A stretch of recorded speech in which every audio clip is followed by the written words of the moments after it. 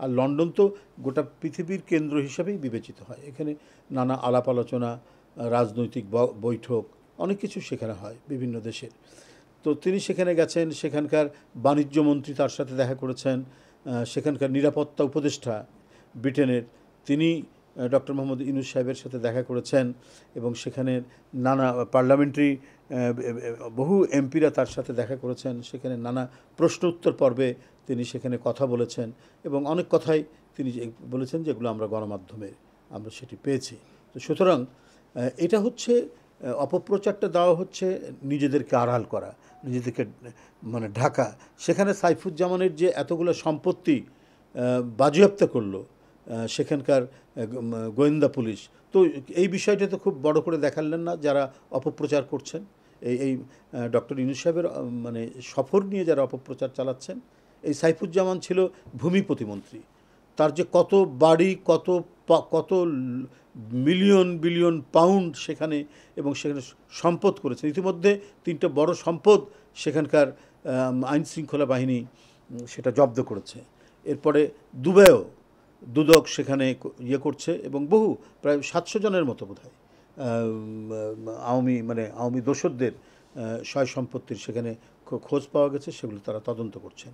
এই যে 16 বছর ধরে জাতির অর্থনীতিকে লুট করে পাচার করেছে শুধুমাত্র একটি গোষ্ঠী স্বার্থে, একটি পরিবার এবং গোষ্ঠী, এটা যে কি ভয়ঙ্কর। তাদের কি বলে সংগঠন, তারা হবে কি না, কি বলে যে তারা নির্বাচনের অনুমোদন পাবেন কিনা বা রাজনীতি করার সুযোগ পাবেন কিনা, তারা নিষিদ্ধ হয়েছেন কি হননি, এগুলো নিয়ে নানা প্রশ্ন চলছে।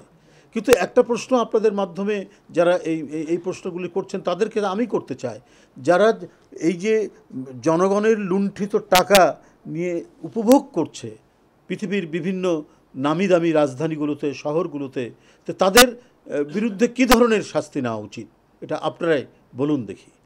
যারা কুইক রেন্টালের নামে, পদ্মা সেতুর নামে, ফ্লাইওভারের নামে, নানাবিধ মেগা প্রজেক্টের নামে যারা জনগণের পকেট কেটে টাকা নিয়ে গিয়ে সেখানে বিত্ত বৈভব এবং বিলাসে মত্ত রয়েছেন, তাদের সেই রাজনৈতিক দলের বিরুদ্ধে কী ধরনের ব্যবস্থা নেওয়া উচিত বলে আমি তাদেরকে জানাই। যারা প্রযুক্তির কারণে নানাভাবে অপপ্রচারের সুযোগ নিয়ে নানাবিধ প্রোপাগান্ডা চালিয়ে বেড়াচ্ছেন, তাদের মানে কী ধরনের হওয়া উচিত। যে রাজনৈতিক দল জনগণ এবং জনগণের অর্থ চুরি করতে পারে, সে রাজনৈতিক দলের রাজনীতি করার কি কোনো সুযোগ থাকা উচিত? এটা আজকে সবচেয়ে বড় প্রশ্ন সবার মুখে মুখে। এবং একটি দুটি টাকা নয়, লক্ষ লক্ষ কোটি টাকা তারা পাচার করেছে 15-16 বছরে। তো সুতরাং এগুলো নিশ্চয়ই বিচার হওয়া উচিত। যারা হত্যা করেছে শিশু কিশোর তরুণদেরকে, যারা হত্যা করেছে রিক্সাওয়ালাদেরকে, যারা হত্যা করেছে 5 বছরের শিশু লিমনকে, এদের বিচার হওয়া উচিত, অবশ্যই তাদের বিচার হওয়া উচিত।